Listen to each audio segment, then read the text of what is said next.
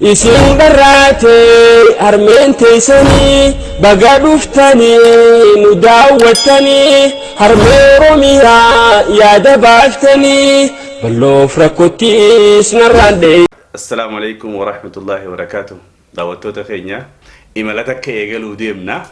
Imala har'aan tana eegaluu deemnu san inshallah wajjin wal isin barsiifna. Bu'aa bayii hedduu namni gartee diinaa rabbal aalamiinaa kana bakkaan gahuudhaaf deemu qaawa jiru hundatti fayyadamee diinaa kana bakkaan gahuun barbaachisaadha. Nu wajjin turtii gaarii akka waliin goonu. Jiila kana duuba akkamitti eegaltan? Ayyee akkaataan itti eegalle hawaasni keenya kafa gootes kadhiyotes beekuudha qaba.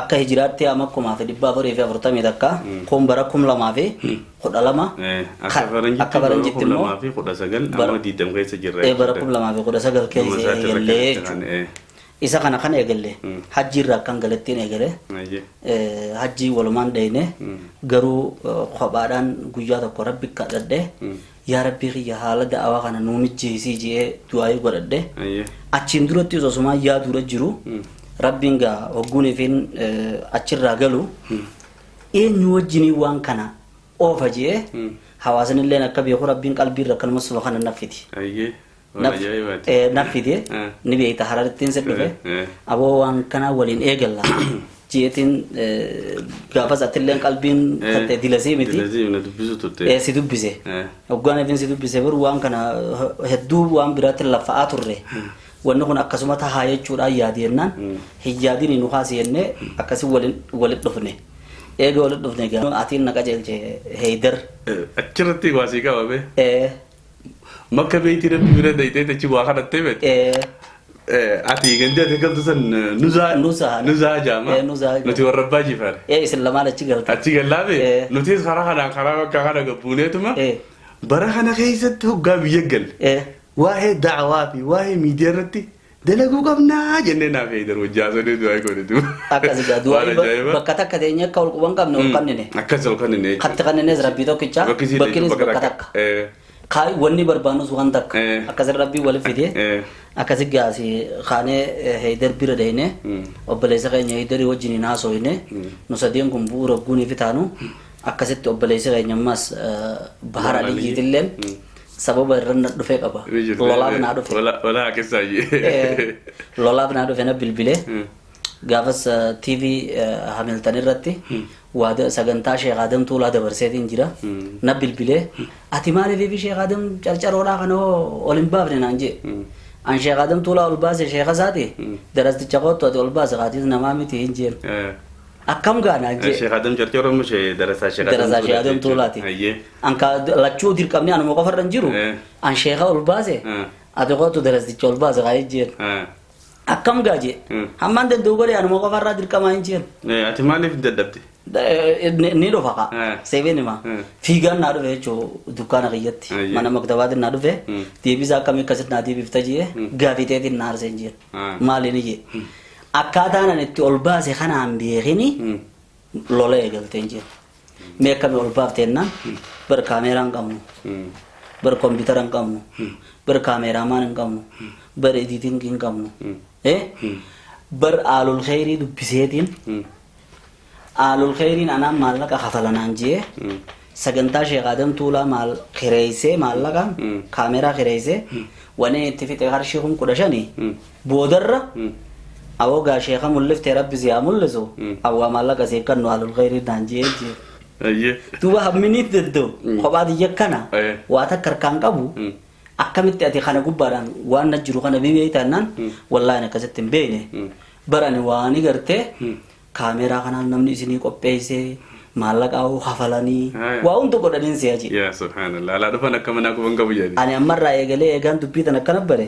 har'arraa eegalee isinii wajjiniin jira waan dandeessu keessatti shofeerummaa makiinaatis niin qaba yoo makiinaa bakka takka dhaquu feetanii shofeera dhabdanis na yaammadha waa hunda wajji jirraa jedhe.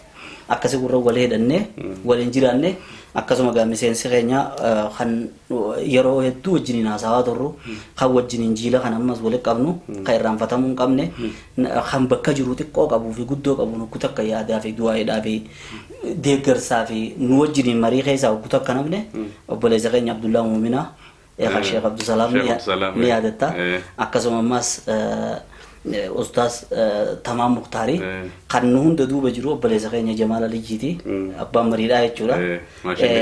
Kanaanii walitti akkaataan itti ijaaramuu dandeenya kana.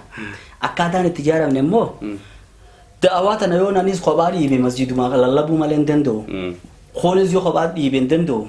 Yoo walitti dhufnee walitti ijaaramne liqiidhaan illee waan kana eegallu. Egaa ispoonsara nama gaafachuun illee walii eegalu. Namni kun walitti dhufuudha qabaa jechuu irratti walitti dhufnee amma fakkeenyaaf YouTube yeroo baay'ee namni maaliif hin banne anaan jedhe akka mataa kiyyaatitti irraa hin dhaabbadde. Ustaas Tamaamiin illee Tamaam Muktaariin hin banin hin jedhe.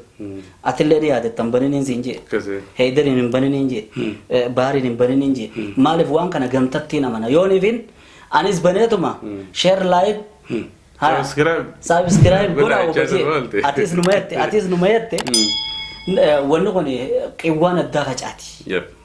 Sanirraa waan kana maqaa jiilaatiin walitti banuun keenyalleen kakee kana kaayyoon keenya gamtaadhaan akka hawaasa keenyatti diin hamma rabbiin nu fahamsiisee fi hamma ulamaa teenyarraa buusuu dandeenya hawaasatti akka geessinu jechuudha. Akkasitti jiilli daawaa fi daawwii qindaa'ee jechuudha. Harargee bahaa fi lixaa fi naannoo Harariitti. Bakka Harargee bahaa fi dhiyaa kanatti hin siima.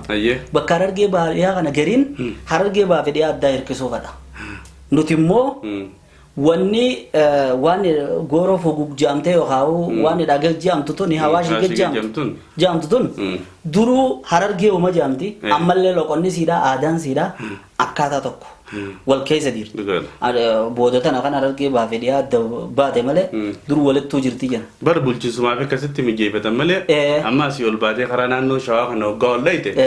Harargee umasin jammalee lixaa fi bahaa kana hin beekanne. Sadeef nuti waliini tokko addan baanu. Gamtaa walitti jabaachuu qabdi jechuudhaafi.